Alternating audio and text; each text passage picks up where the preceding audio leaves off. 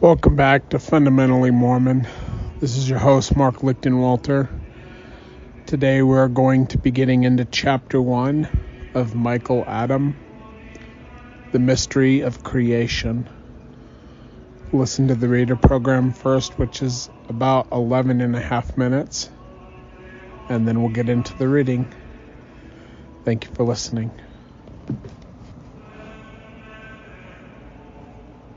And the Mystery of Creation, Chapter 1 of Michael/Adam. It is the first principle of the Gospel to know for a certainty the character of God. N. Joseph Smith. There are but very few beings in the world who understand rightly the character of God. N. Joseph Smith. Preface. There seems to be no end to the mysteries surrounding the creation of mankind, this and other worlds, and even the creation and identity of God himself. The prophet Joseph Smith once said, "We never can comprehend the things of God and of heaven, but by revelation. We may spiritualize and express opinions to all eternity, but that is no authority." TPJS, p. 292. For this reason, we need to look to the words of the prophets as well as personal revelation to help in understanding many of these mysteries. Without spiritual guidance, we tend to follow the customs, traditions, and teachings of the world and a world with very little spiritual understanding. The purpose of this book is to help in answering such questions as, who created the spirits and bodies of mortals on this earth? When, how and why did we come here? Who is the God of this earth? With the gospel restoration in these last days came important information on these subjects. Available within these pages are the history and teachings of what has become known as the Adam God doctrine, as it was recorded by early leaders of the LDS Church, and then evolved to its current stage of denial. 7. Chapter 1. Introduction. The Mystery of Creation. Theologians, scientists, philosophers, in fact nearly all mortals, at some time, have wondered how mankind got on this earth. For many centuries various theories have been propounded and discussed, but seldom have any of them carried the spirit of truth. Until the time of the gospel restoration in 1830, speculation and disputation had caused contention and division among religious sects and scientists alike. Most people still remember the famous monkey trial that was debated for several days in the courts and between Darwin's theory and biblical statements. Nothing was proved or resolved, and people remained in the same state of confusion as before. With the restoration of the gospel, the Lord said, "For I deign to reveal unto my church things which have been kept hid from before the foundation of the world, things that pertain to the dispensation of the fullness of times." D.C. 124:41. The great prophet, Joseph Smith, understood what the Lord was saying, and he commented, "There are many things which belong to the powers of the priesthood and the keys thereof, that have been kept hid from before the foundation of the world. They are hid from the wise and prudent to be revealed in the last times." THC 4, 209-210. The restoration has brought a flood of light upon many hidden and lost truths. However, many more remain, as the prophet Joseph said he could divulge only a very few of the things which the Lord had revealed to him. Brigham Young said the prophet left the elders of Israel in the dark on many mysteries, because they were unable to receive the knowledge that God wanted them to understand. Joseph revealed a few of these mysteries in one of his last and greatest addresses called the King Follett Discourse. Other information was revealed by him to a few trusted friends and at least once concerning some of the mysteries of creation and the Godhead, part of which was later made public by President Brigham Young. Still, in the world today, There exist many theories about God, man and animals, and the creation of this earth. Some are interesting, some are humorous, and others are figments of an active imagination. Very few come even close to the truth. Consider the following possibilities and theories for the origin of man. 1. Some scientists say that man evolved from a little bug that came creeping up out of a swamp and gradually grew legs and arms and stood upright to become a man. Evolution is perhaps the most popular belief and is even taught as factual in public schools. However, science has never yet produced the missing link in these evolutions. It is the wildest, unscientific speculation ever published under the title of fact. 2. The Bible presents a few short sentences about the beginning of man by saying he was scooped up like an adobe, some special breathings were blown into it, and suddenly man popped up out of the mud to become a 9 real live mortal. This has been taken literally by some, but at best it is merely a figurative representation that Moses used for the rebellious children of Israel. 3. So, too, the Bible makes a strange statement about the creation of woman, that a rib was taken out of the man's side and was used as a crucible for the beginning of females. By some mysterious power this rib was added to, molded, and breathed on to miraculously become a woman. This is certainly an interesting story, but neither can it be taken literally and dash, so the mystery continues. 4. If God really did use mud and a rib for his method of propagation, it seems he would have continued to use such a method from then on. There would be no reason for adopting some other system. On the other hand, if propagation, as we see it in living things today, was the original method of introducing man to the earth, there would be no reason to use mud in a rib. 5. Some maintain a belief that a spaceship came to this planet leaving some garbage, from which bacteria gradually evolved into all the living things on the earth. 6.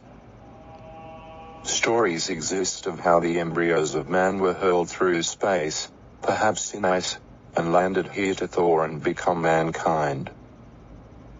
7. Some postulate that a space vehicle landed here and left a small colony of beings to populate this globe. 8. A popular belief exists that God came upon the earth to have a son called Adam and a daughter, Eve, who were to carry on the work of creation by propagation. But it is impossible for an immortal being to produce mortal children. 10. These are just some of the assumptions and speculations, but none really reveals the mystery of man's true beginning. To find the accurate account, we need to turn to the prophets of God who receive revelation. Certainly for our dispensation, the prophet Joseph Smith and his successor, Brigham Young, should be the main prophets to look to for answers. Even though the actual public announcement clarifying these mysteries came from Brigham Young, he undoubtedly learned the answers from Joseph Smith. On April 9, 1852, Brigham Young delivered the sermon at a conference session in Salt Lake City. This discourse became the cause of more heated arguments, doctrinal controversy, and violent reaction from both member and non-member alike than any other oration ever delivered in the church. Since then, Brigham Young has been the victim of more slander, ridicule, and derision than any other president of the Latter-day Saints. Such reactions and contempt were aroused when he taught the position of Adam to the human race. But, in spite of the furor against this Adam/God doctrine by those both in and out of the church, many of the members acclaimed it to be one of the most important and disclosing revelations ever given to the saints. In later years, Some members would even be excommunicated for advocating it. The doctrine still stands as a classic in theological expose.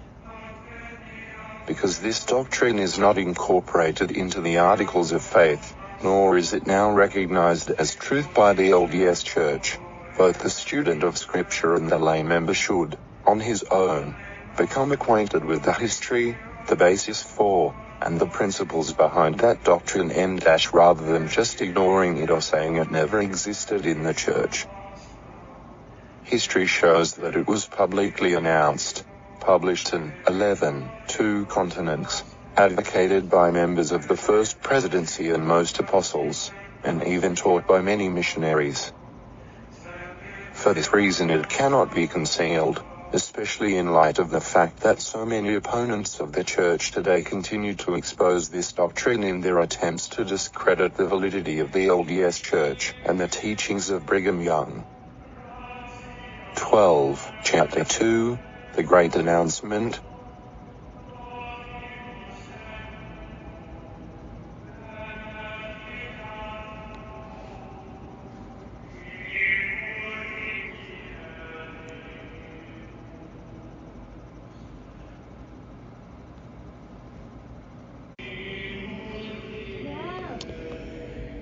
So, I recorded that about 6 days ago,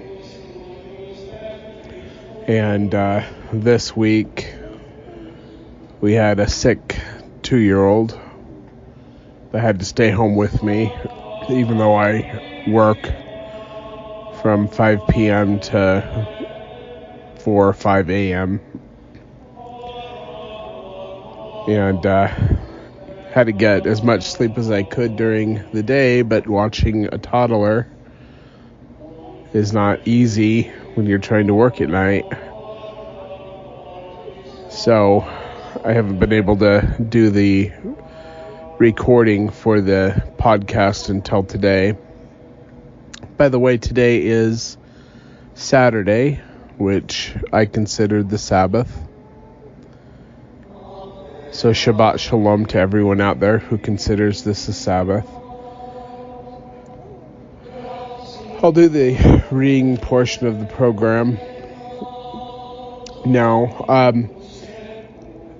My son was sick all the way up until Wednesday, but on Tuesday night, the babysitter told my wife that her husband's father is in the hospital in the ICU for COVID. So they had to go down to Arizona, so just say a prayer for the Lansing family.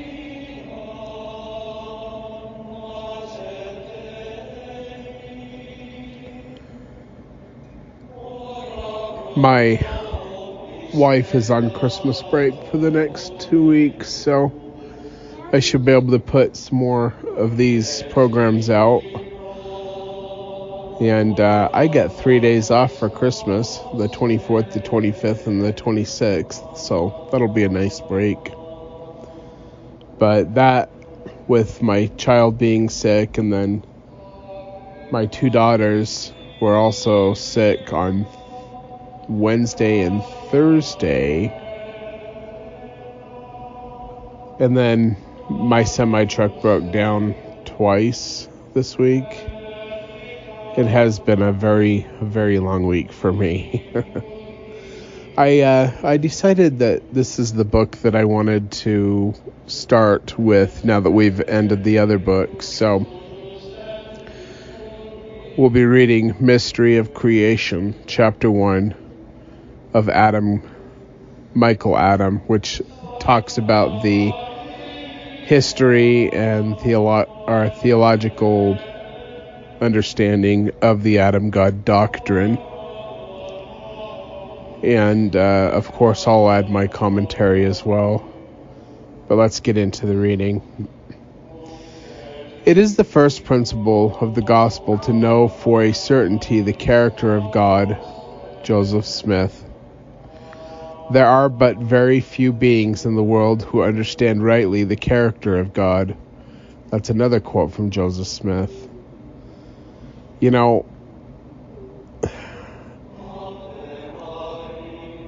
just the interactions that I've had with Heavenly Father, it brings to mind, and I'm paraphrasing, but Joseph Smith talked about how liberal God really is. And understanding that the rules that the God, the Eternal Father, and the Elohim have set forth for our Father show that there has to be a specific structure in which things are done. But I think you would be surprised to know that Heavenly Father has emotions. He has a character that he laughs, he smiles, he gets upset, he gets angry, just like any of us would. When God showed me who I am in 2013, it took me a minute to realize what he was showing me, even though he made it very plain. And I looked at him and I said, am I the witness? And with a big smile on his face, he says, well, it has to be somebody. It was like that he was amused that I was waking up and seeing things that he was trying to tell me. He had been trying to tell me for a while, but I just couldn't believe it, even though I had seen him face to face in 2003 in the flesh. Now, this experience that I had with him in 2013, where he showed me who I am, that was a spiritual experience, but the one in 2003 was a physical experience where I saw him and embraced him in the flesh.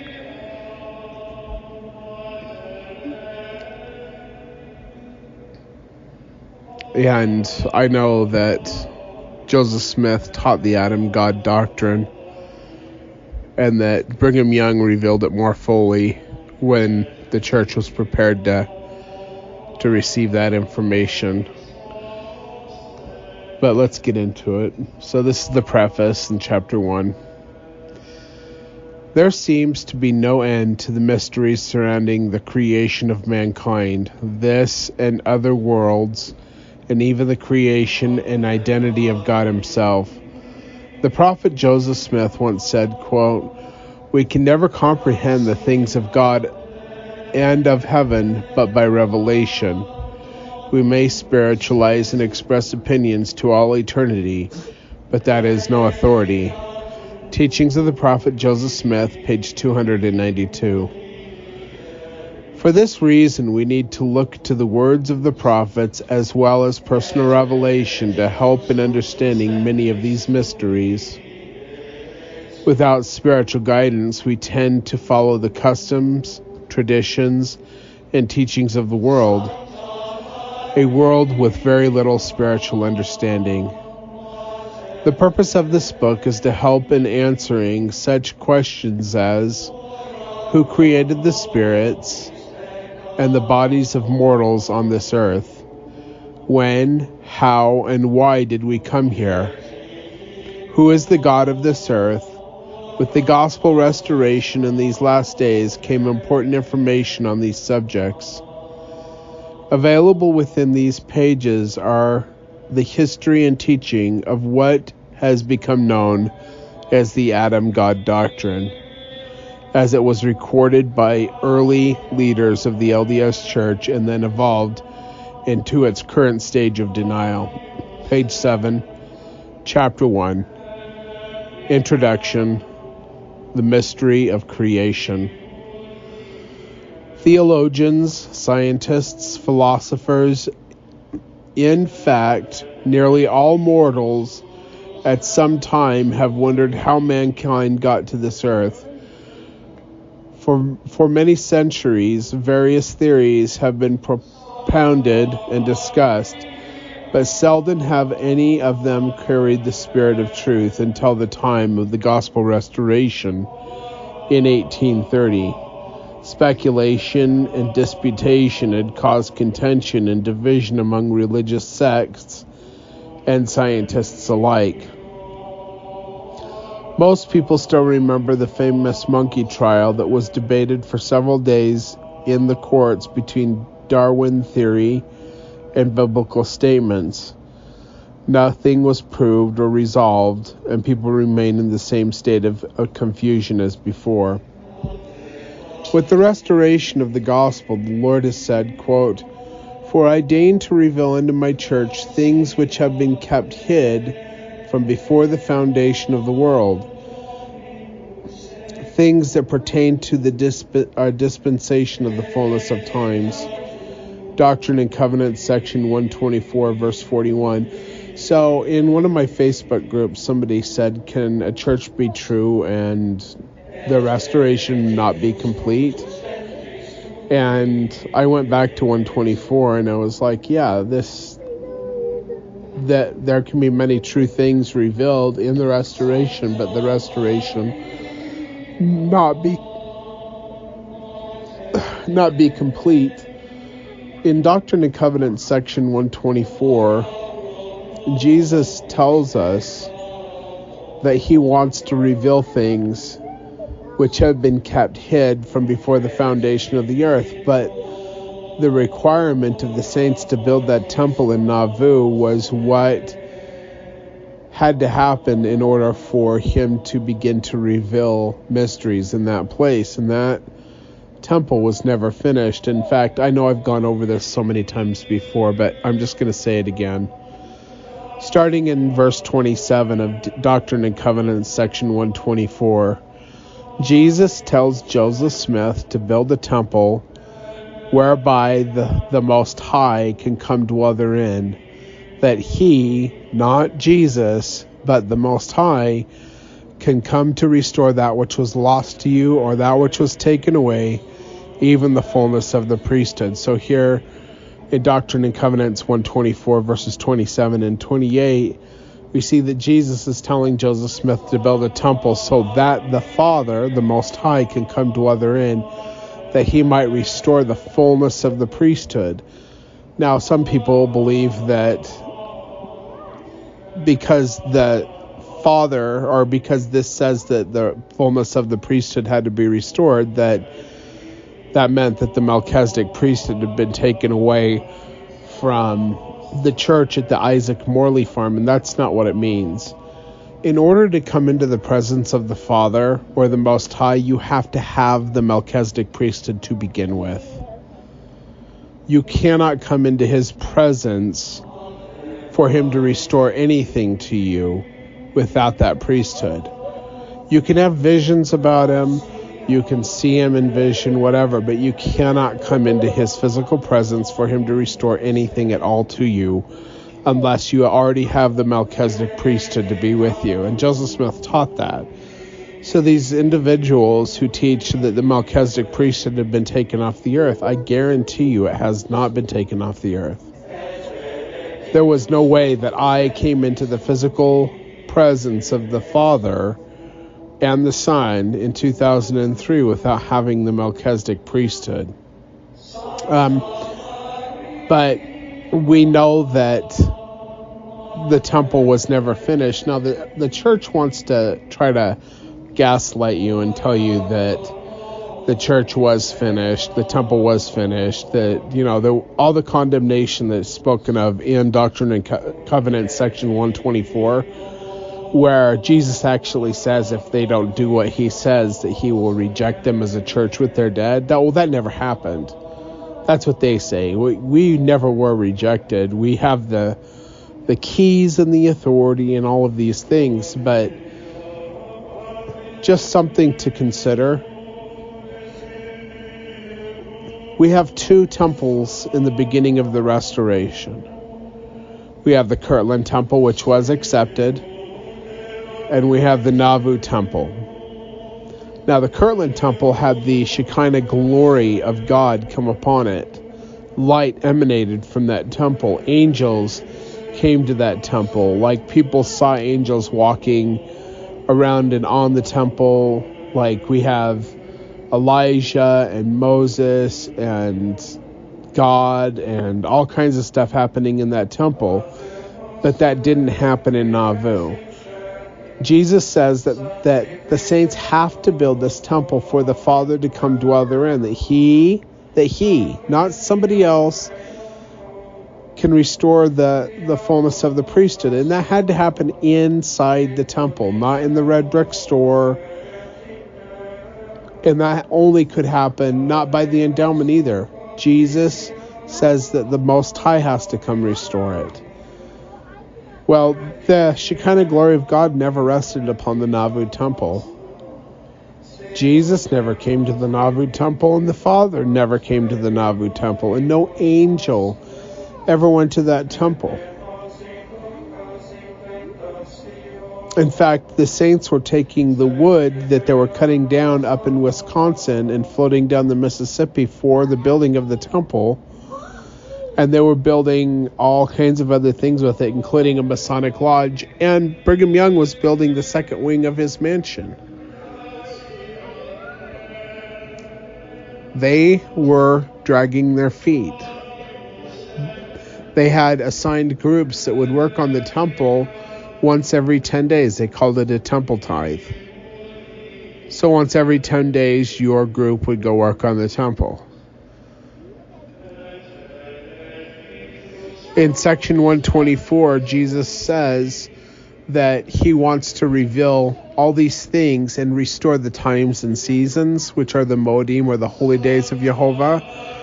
He wants to give all of these revelations in that temple, and that never happened.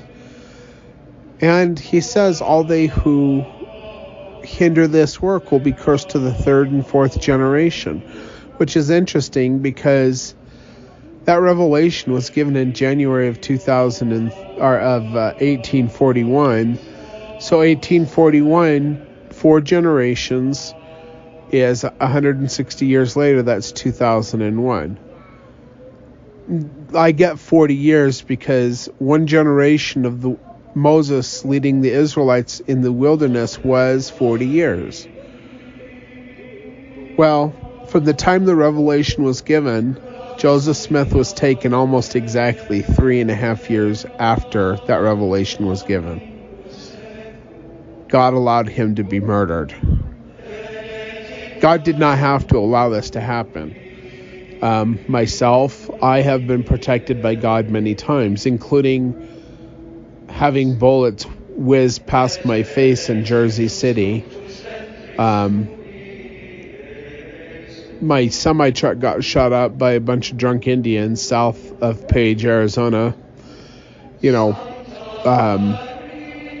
I've been shot at in Ogden, Utah, where my car was all punctured with bullet holes. And then when I was younger, when I was like 16, my cousin accidentally, he was flushing out some sage grouse, and I was up on the ridge, and the birds flew straight towards me, and he flipped his shotgun around and shot off 2 right at me, and everything went into slow motion, and I remember falling down on my back and watching these black clouds of BBs go right where my head was. I've been blown up, and I wasn't singed.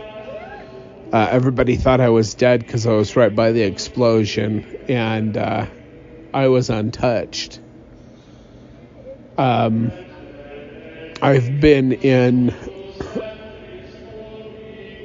in close calls with head-on collisions where I should have had a head-on with another individual on I-15 he was going south towards Vegas near Moapa and Warm Springs, and right before he hit me, he bounced off of nothing in front of me,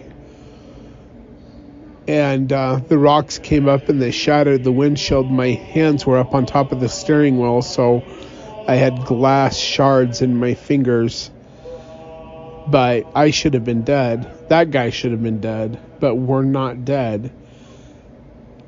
My friends used to call me Lazarus, and that's why my Facebook is facebook.com/Lazarus1977. And the reason for that is because There's been so many times where I've been stabbed or hung or poisoned or blown up or shot at where I'm still here. God doesn't allow me to die because there is a time appointed for me to die, and I'm not going to die until that time comes. That guy in Jersey City that shot at me, he emptied his clip about 15 feet from me, and the bullets went flying all around me, but none of them hit me. I was standing in front of a building in Jersey City, and on the sidewalk, there's no lawns or anything there, and the bullets, as they hit the building behind me, the shattered brick would come down on me. And when he finished emptying his clip out, he put his gun down in his hand, and then he said he had respect for me. I think it's because I just stared him down. I probably would have beat him to death if it wasn't for his there was 3 or 4 other guys standing on the corner behind him watching him do it. But God wasn't going to allow me to die. Now, I never walked back through that neighborhood ever again. I used to go there all the time because there was a truck stop, and I could walk from the truck stop to Journal Square and catch the subway to go into Manhattan. But Joseph Smith didn't have to die. God could have protected him. But Joseph Smith went willingly to the slaughter like a lamb to the slaughter. The saints were not listening to him. He was trying to tell them not to do land speculation, which they were getting rich on, and they wouldn't listen to him. They were stealing the temple wood to build the temple, to do other things, which he did not approve of. And on June 27th, 1844, God took Joseph and Hiram away from the saints. The temple was never finished, and they were cursed to the 3rd and 4th generations. Now, Lyman White in 1843 talked about how he knew that the church had been rejected and that they were in a poor and sorry, pitiful state, or something to that effect. But you go out from 1841, 1843, and 1844, 160 years, that's 2001, 2003, 2004. And in 2003, that's when I saw the Father and the Son face to face, and I kneeled down before the Father, and he sealed me up into himself, that I might have my calling and election made sure. And he made me a link to men on the earth for the law of adoption, which had been done away with by the church. And he gave me the fullness of the priesthood and the keys of the kingdom.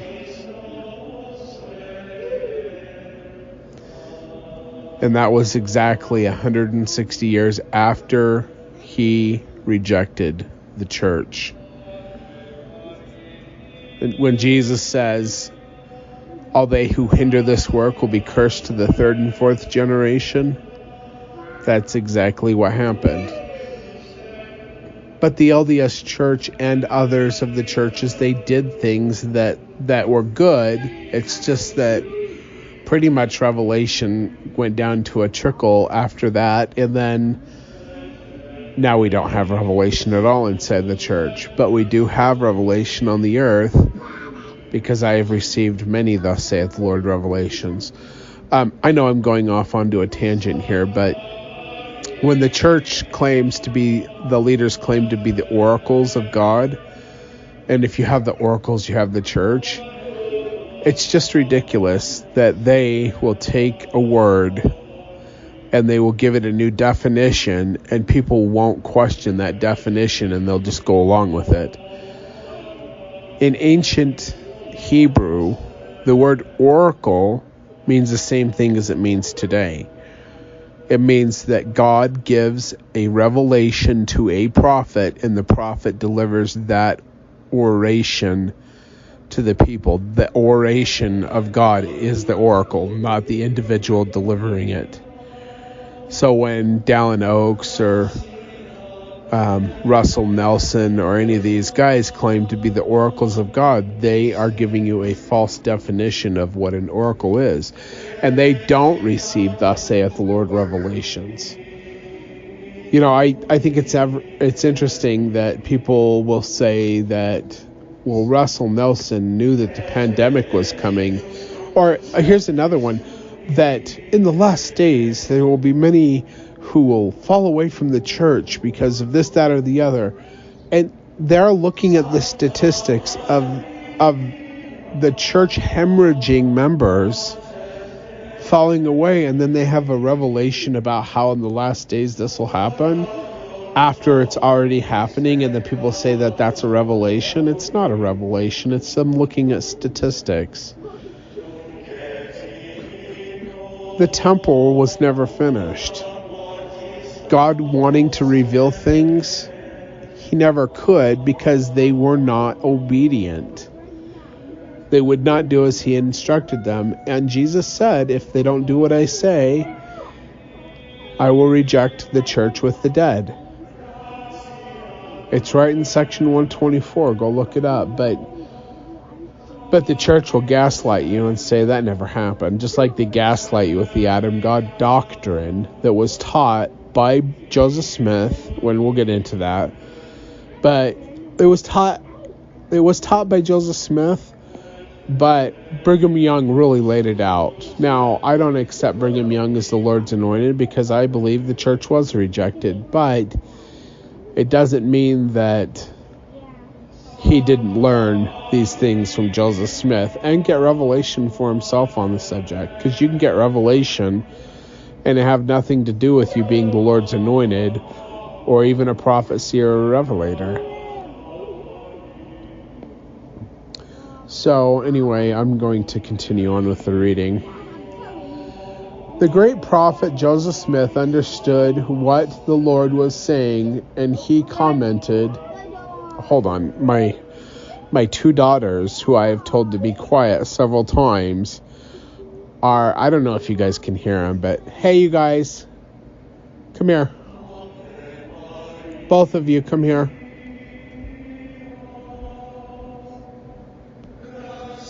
Would you like to say hi since you keep on making all the noise?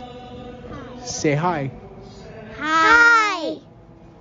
And what are you guys doing that you're not supposed to be doing, Amberly? Playing on the Switch. And how come you're making all the noises, Eliza?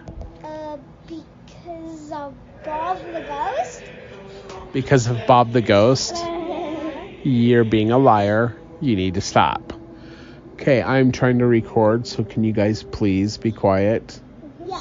If you have to, you can go into the kitchen and make me breakfast. What? They're 8 and 6 years old, so... Anyway, all right, so that was my daughters, Eliza and Amberly, and they're ridiculous. Everybody thinks they're twins because they're like the same height, and they wear the same clothes all the time, but they're adorable. But I probably shouldn't say that around them. I don't want them to get a big head. Anyway, but getting back into the reading, the great prophet Joseph Smith understood what the Lord was saying, and when he commented, quote, "There are many things which belong to the powers of the priesthood and the keys thereof that have been kept hid from before the foundation of the world. They are hid from the wise and prudent to be revealed in the last times." Doctrinal History of the Church, Volume 4, page 209 and 210. Part of the reason why God has revealed so much to me is because I am the one that was meant to give it. So Nephi, when he is talking about the vision that John saw, he said that the Spirit stoppeth his utterance, and that it was basically John's to tell. Well, things have been hinted at over time. Joseph Smith hinted at them when he was alive on the earth, but they were mine to give. And these things have been revealed. A lot of things. Multiple mortal probations, the progression of the gods, why polygamy is important, all of these things. God has waited, and then he has taken me up in the spirit and shown me many things, including the war in heaven, who God the Eternal Father is, how spirits come from the intelligence, just a ton of stuff, but they were revealed to me because I was the one that was meant to deliver it to the world.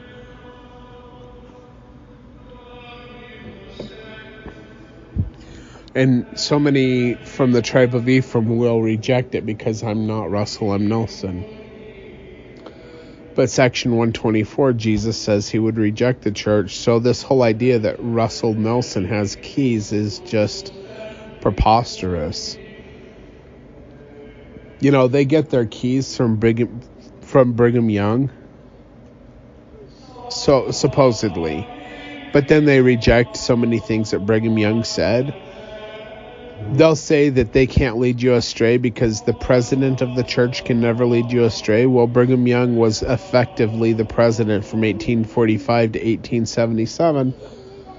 But they'll say that he led the church astray with 7 deadly heresies or many, many, many false doctrines, blood atonement and the penalties and just a whole bunch of stuff. But they'll reject him up one side and down the other, and then they'll say the LDS church leaders cannot lead you astray, but then they say that he led them astray. It's schizophrenia in an organization that continues to reject more and more truth as time goes on.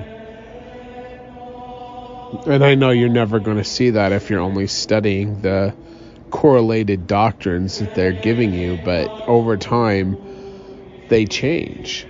They've changed the gospel. They've changed words in the Book of Mormon and the Bible. They have changed the temple endowment a great deal. They've changed doctrines. They've changed ordinances. God is not the author of change unless it's changed to correct apostasy. But the restoration was not apostasy. What happened after was apostasy, where they changed things. They changed who Jesus and Jehovah were. They changed all kinds of stuff because Satan's gotten his claws into the kingdom, and he is over time changing things. The restoration has brought a flood of light upon many hidden and lost truths. However, many more remain, as the prophet Joseph said. He could divulge only a very few of the things which the Lord had revealed to him. And part of that was the saints weren't ready for it. They would kill him if he said who he was. And he said that too. I wish I could tell you who I am, brethren, but there are men on the stand behind me who would kill me for saying it, and blasphemy would be nothing to it. Some of you know who Joseph Smith is. Some of you know who I am. But he couldn't reveal that to the people because they weren't ready for it. He couldn't reveal many things at that time because it was not yet time for that to be revealed. But in 2003, he opened the last part of the dispensation for the coming of Father Michael and Jesus Christ and myself and all of the things that have to happen. And this is the day and this is the time for these things to be revealed. And God would have liked to have done that in a temple, but that temple was never built. The Manti Temple, the St. George Temple, the Salt Lake Temple, the Shekinah glory of God never came upon those temples because they had already been rejected, and nothing they could do was going to fix that. The time had to play out. 160 years had to play out, just as Jesus said. And that's why God waited until 2003 to give me the fullness of the priesthood and reveal himself to myself in fullness, in physicality, if you will. So, let me just read this. However, many more remain, as the prophet Joseph said he could divulge only a very few of the things which the Lord had revealed to him. Brigham Young said, the prophet left the elders of Israel in the dark on many mysteries because they were unable to receive the knowledge that God wanted them to understand. Joseph Smith revealed a few of these mysteries in one of his last and great addresses called the King Follett Discourse. Other information was revealed by him to a few trusted friends, at least one concerning some of the mysteries of creation of the Godhead, part of which was later made public by Brigham Young. Also, the lecture at the Grove was the last lecture that he gave, and it was incomplete because a rainstorm came, but there were many.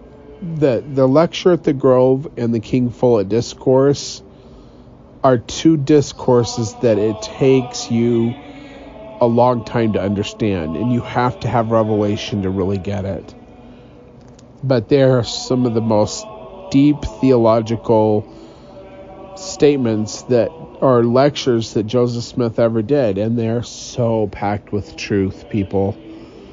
I really encourage people to go read those. They're available as PDFs online. Still in the world today, there exists many theories about God, man, and animals and the creation of this earth. Some are interesting, some are humorous, and others are figments of an active imagination. Very few come even close to the truth. Consider the following possibilities and theories for the origin of man. Number one, some scientists claim that man evolved from a little bug that came creeping out of a swamp and eventually grew legs and arms and stood upright to become a man. Evolution is perhaps the most popular belief and is even taught as factual in public schools. However, scientists has never yet produced the missing link in these evolutions.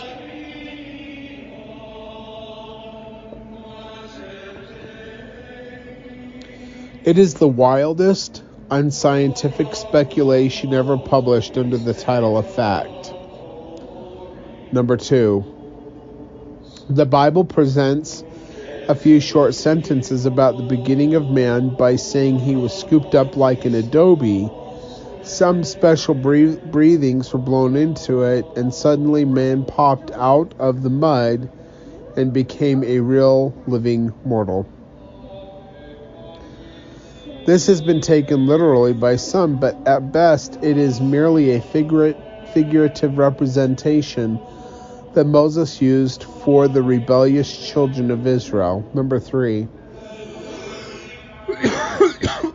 Excuse me. By the way, taking care of sick kids during the week tends to get you sick as well, so I am actually sick, but it's not too bad, so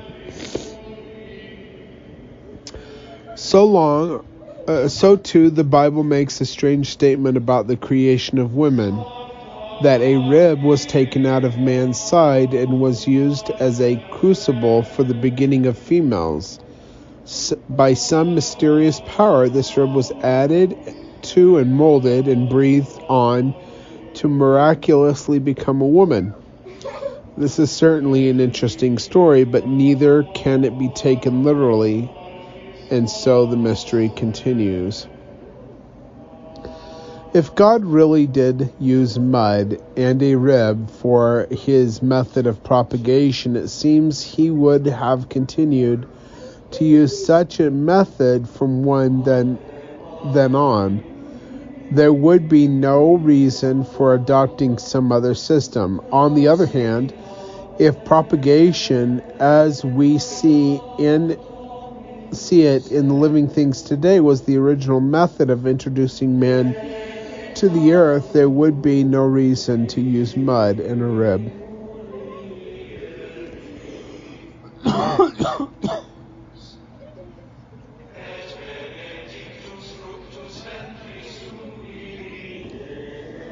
Number 5.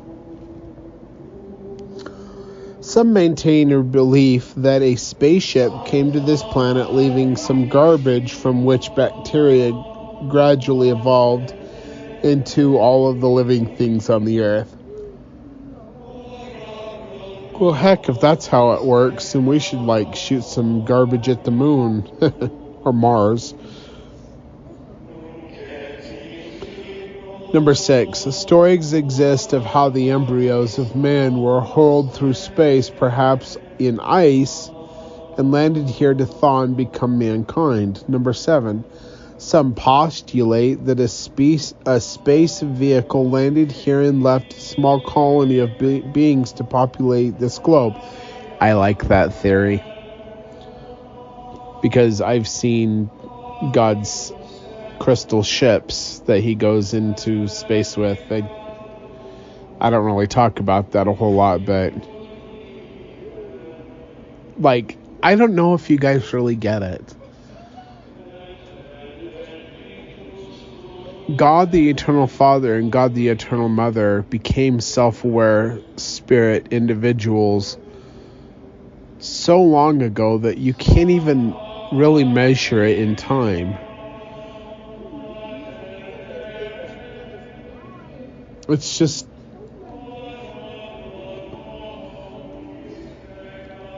this society of gods has learned how to become technical. They've learned all of the laws of the universe. They know how everything works, and they use a technology that is so far beyond anything that we could even possibly imagine. And they continue to use that technology to do the work that they do. It's so far beyond Deep Space Nine or Star Trek or Star Wars that I wish that you guys could see and understand the things that God has shown me. And yet I know that you're not ready for it. That it would be on such a grand scale of fantasy to you that your minds couldn't even comprehend what you are seeing if you were to see it.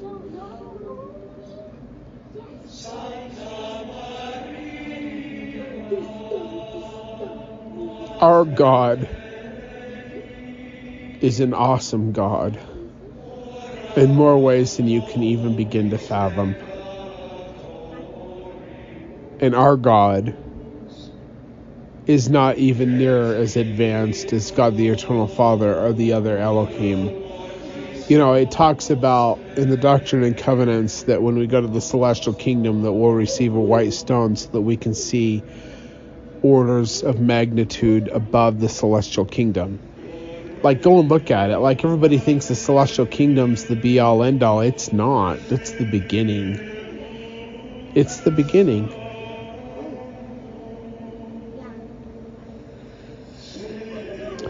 Number 8, a popular belief exists that God came upon the earth to have a son called Adam and a daughter called Eve, who were to carry on the work of creation by propagation. But it is impossible for an immortal being to produce mortal children. We're on page 10, by the way. These are just some of the assumptions and speculations, but none really reveal the mystery of man's true beginning. To find the accurate account, we need to turn to the prophets of God who receive revelation. Certainly, for our dispensation, the prophet Joseph Smith and his successor Brigham Young should be the main prophets to look to for answers. Even though the actual public... Hold on. You guys? I can take that away from you if you can't calm down. Calm down.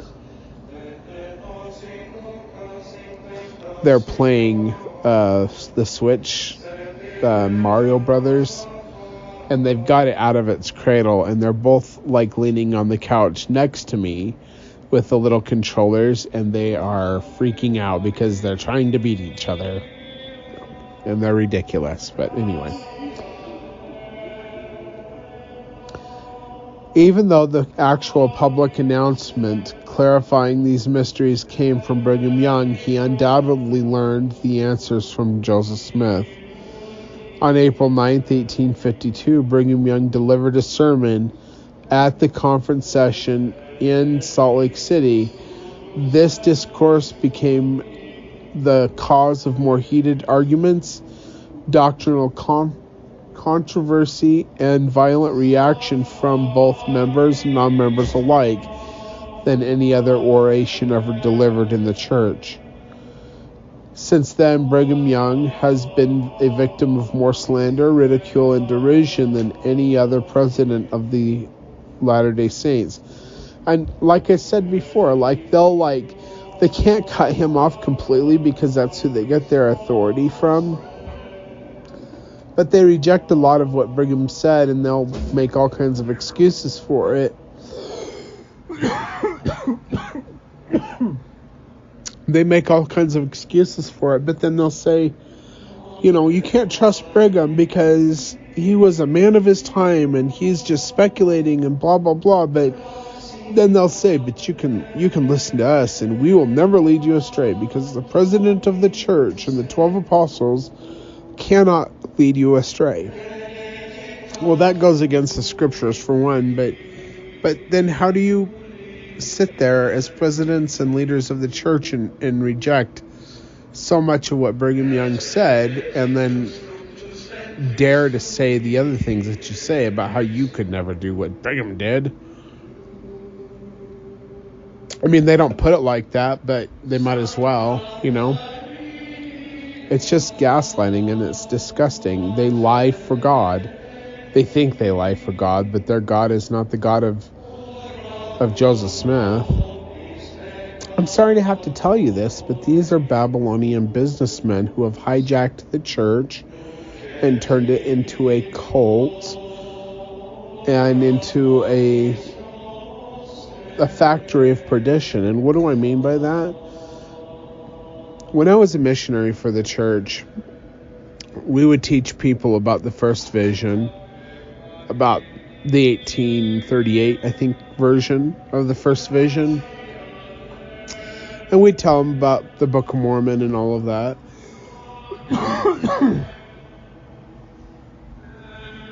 And then we'd get people to pray and ask if Joseph Smith was a prophet and if the Book of Mormon was true. Like I did when I prayed and I asked God if Joseph Smith was a prophet and the Book of Mormon was true. And the Spirit testified to the truth of it. And then once people get that in their head that, yes, Joseph Smith was a prophet and the Book of Mormon's true, then we begin to tell them about these principles. And they can pray about the principles, but they never ask God to find out if the LDS church is his true church on the earth. They just assume it. They think that because A and B are true, that C must be true as well, and it's not. So people get a witness of the Holy Spirit to the reality of the prophet Joseph Smith and to the Book of Mormon, and then they find out about the history of the church and how the church has lied and covered things up and all kinds of stuff, and they throw the church out and they throw the truth out with it. And they slander and libel against Joseph Smith when it was the church that gave him the whitewashed history. That combined with the anti-Mormon lies, they just threw out the truth, even though they've gotten a witness of the Holy Ghost that Joseph Smith was a true prophet. And when you reject the truth that God gives you, when you reject the witness that God has given you, there are curses that come along with that, and some become perdition.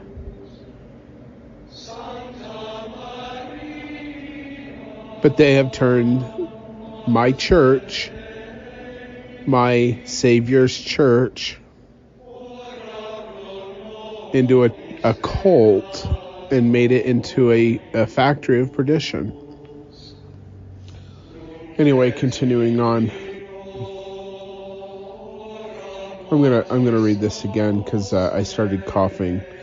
This discourse became the cause of more heated arguments, doctrinal controversy, and violent reactions from both members and non-members alike than any other oration ever delivered in the church.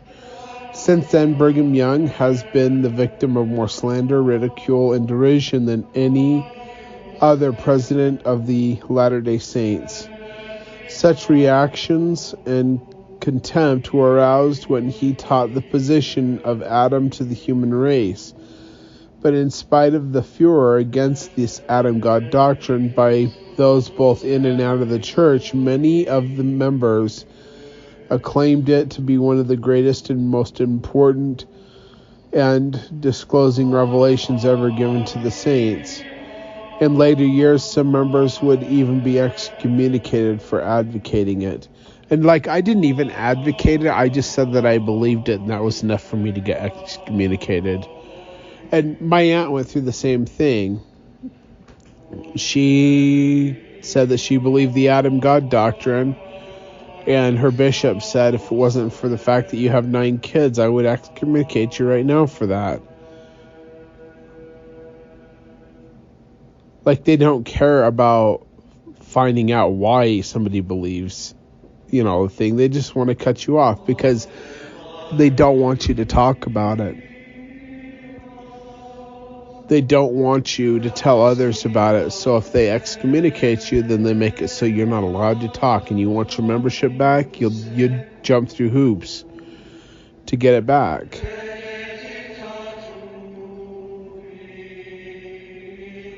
In later years, some members would even be excommunicated for advocating it. The doctrine still stands as a classic in theological expose. Because the doctrine is not incorporated in the Articles of Faith, nor is it now recognized as truth by the Latter-day Saint Church, both the student of Scripture and the lay member should, on his own, become acquainted with the history, the basis for, and the principles behind that doctrine rather than just ignoring it or saying it never existed in the church. History shows that it was publicly announced and that it was published on 2 continents. It was advocated by members of the First Presidency and most of the apostles, and even taught by many missionaries. For this reason, it cannot be concealed, especially in light of the fact that so many opponents of the church today continue to expose this doctrine in their attempts to discredit the validity of the LDS Church and the teachings of Brigham Young. So that's the end of that chapter. The next chapter is called The Great Announcement, where we'll actually read the Journal of Discourses, Volume 1, page 50, where Brigham Young talks about the Adam-God doctrine in General Conference. And we'll be on page 12 when we get to that point. Now, if you want to read this for yourself, you can go to the ogdenkraut.com and click on Read Ogden's books, and then scroll down to Michael Adam, and then start on page 12 since we've read the first part of the book. But this is the book that I'm going to be covering until I'm finished covering it, however long that takes. And I'm just grateful that I have this format where I cannot, or that I might be shadow banned, but people can hear these things, and they can consider these things and ponder and get your own revelation, I might not be able to walk into a Sunday school service or a sacrament meeting and talk about these things, but I can talk about them and share them with you, and you can consider them for yourself, at least understand the history of it, even if you don't believe it. So, anyway, thank you everyone for listening to the program. Take care, God bless, and Shabbat Shalom.